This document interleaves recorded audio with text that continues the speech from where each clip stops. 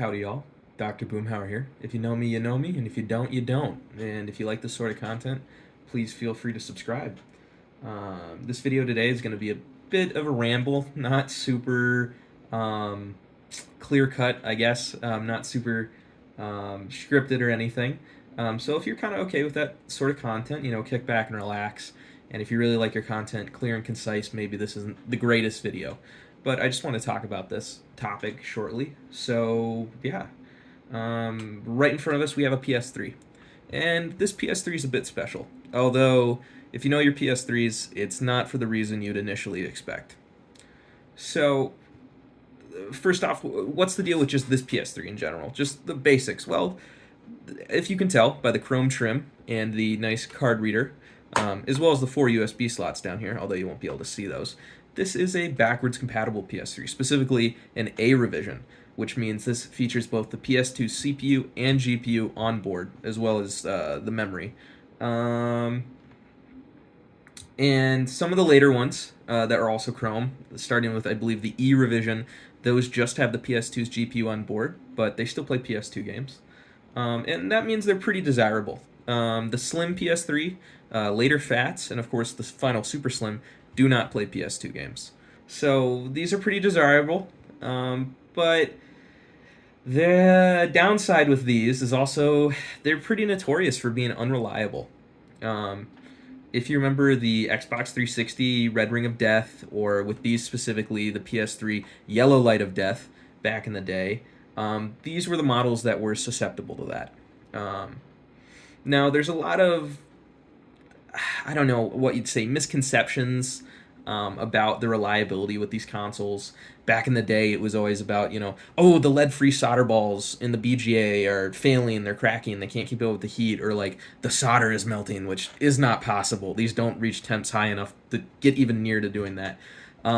Later on, a few years back, people started going on about, oh, well, these NEC token capacitors that are present on the board for filtering power to the CPU and the GPU, these are going bad.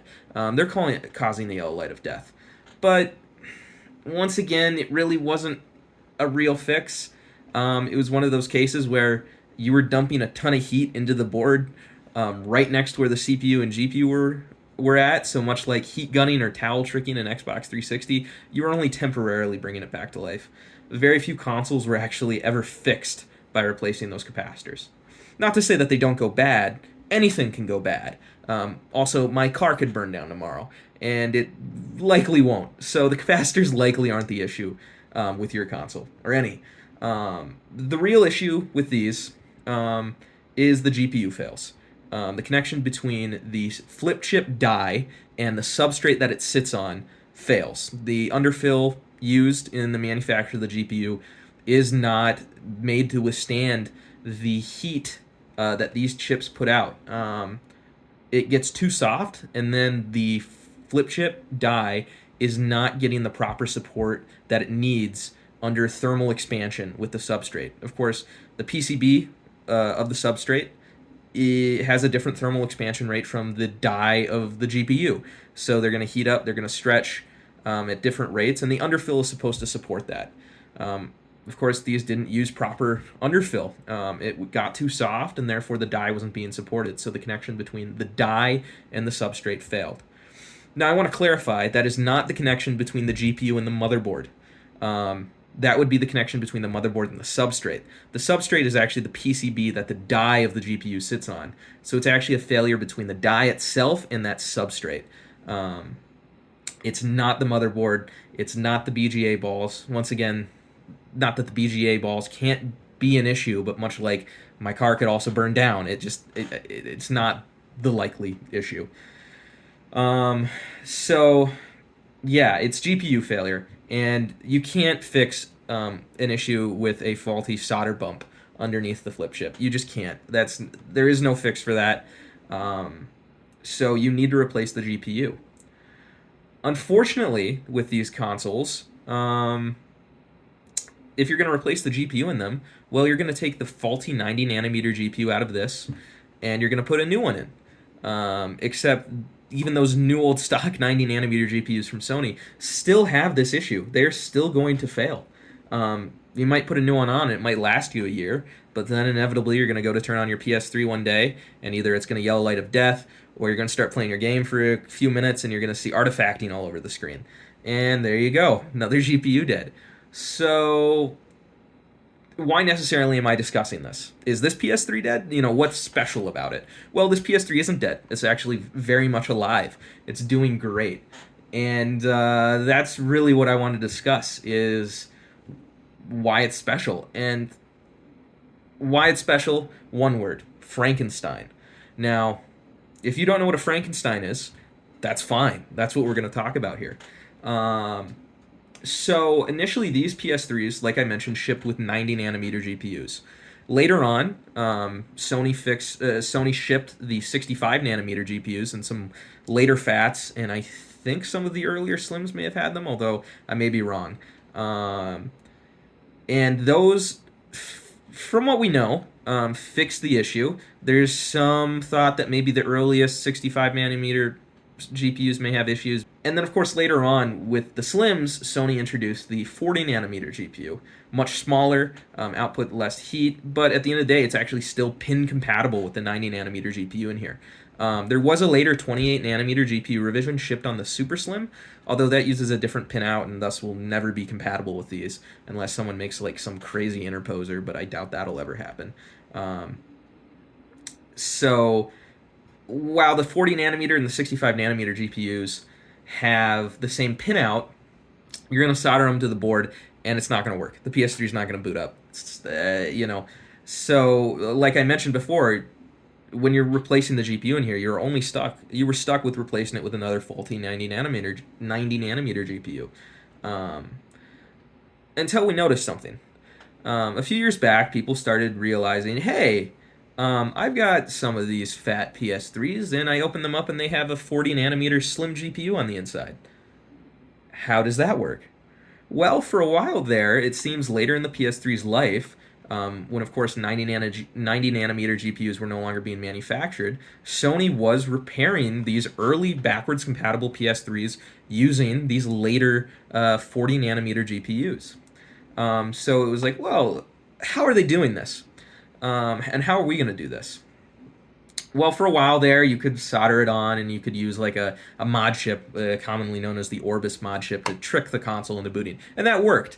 But Sony wasn't doing that. Sony was just putting them on and making some small board level changes. So eventually the community figured out how to reverse engineer that and started doing them themselves. Which was great, because for the longest time there, 90 nanometer PS3s were left to rot with no way for us to truly repair them. And that totally changed after we discovered this and we figured out how they did it. The reality is that replacing the GPU with a reliable 40 nanometer GPU in these PS3s is the fix. It is the fix for these consoles. It is reliable now. It's not going to die. This will last however long it will, whether that be another 20 years or 1,000. These PS3s now are reliable, and that's really great news. So, my PS3, as you probably guessed by now, is a Frankenstein.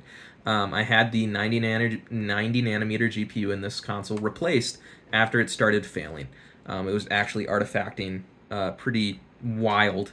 Blue and green all over the place, which if you've seen a failing PS3, you've probably seen that before. I had this one done by a close friend of mine, Josh Davidson. You may know him as Octal450. And I should note, he doesn't offer this as a service. He's primarily an Xbox 360 guy. And the PS3 is actually quite a difficult console to work on. But he did a fantastic job. And he actually did make a video of the process on his channel, which I will link in the description, or I will put up in a card if I figure out how to do that. And it's fixed it. This console has worked reliably. It runs quietly. It runs cool. It's just wonderful. And I don't have to worry about this PS3 ever dying. It's just going to work. And that is fantastic. So, you're probably wondering, how does it work? Does it just work? Yeah, it just works. After getting the repair done, I plug it back in and everything works. Full compatibility. I don't. There's no issues with it having the slim GPU and playing PS2 games. That still works just fine. Um, and it still plays PS3 games just fine. It does everything you'd expect it to, while running cooler and being reliable. So let's show it off, I guess. Booting straight up, very nicely.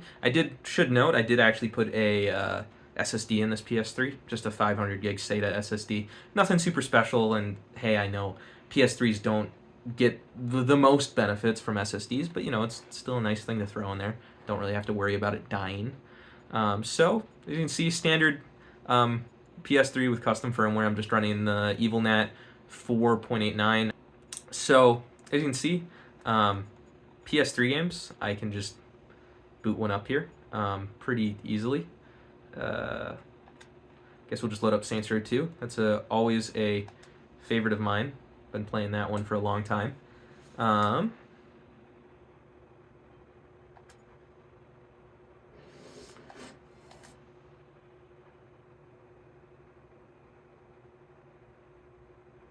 And as you can see, it's just loading into the game, not really having an issue.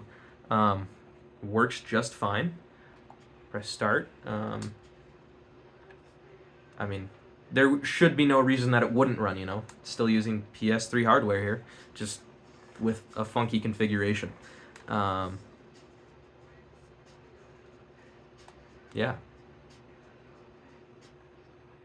I don't know why I was streaking, but, you can see, booted up just fine. But, yeah, works. But the interesting thing is, you're probably wondering, okay, you got a slim GPU, does that work with the PS2 games? And like I mentioned, yeah, it still runs great with PlayStation 2 games. So I can pop right back into Webman here, and I can load up a PS2 game. Of course, all legally obtained from my own dumps. I would never commit a crime. And as you can see, these boot up just fine. Should note, if you're using Webman on a backwards compatible PS3, it does use the built-in PS2 hardware.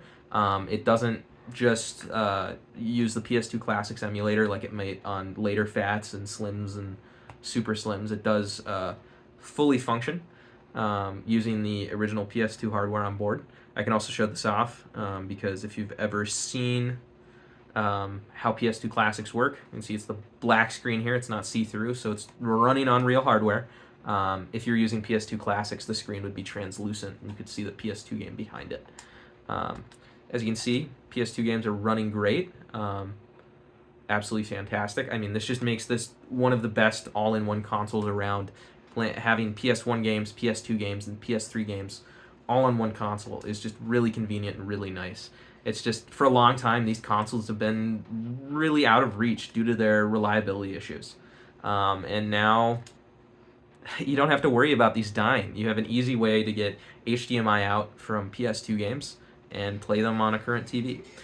As you can see, it's fully functional. Doesn't have a problem. We're running just fine. Everything works. Still running a PS2 game here without issue on a console that's going to be reliable. I do want to say big thanks to my friend Josh. He's been absolutely instrumental in the Xbox 360 scene. The research he's done has just been super important.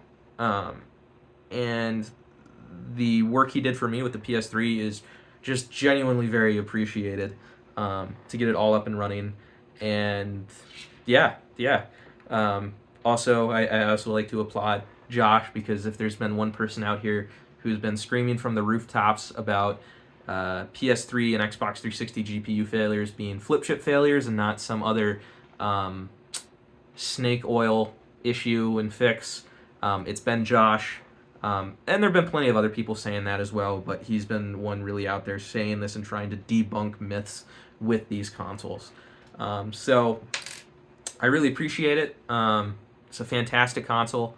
I know this video has been pretty rambly. I hope it was still digestible and enjoyable. It's been a long time since I've actually made a proper YouTube video. Been very busy with college, but I'm happy to be back. I thank you all for watching. If you like this, please subscribe. If you don't, you don't. Do whatever you will with that. But yeah, Dr. Boomhauer out.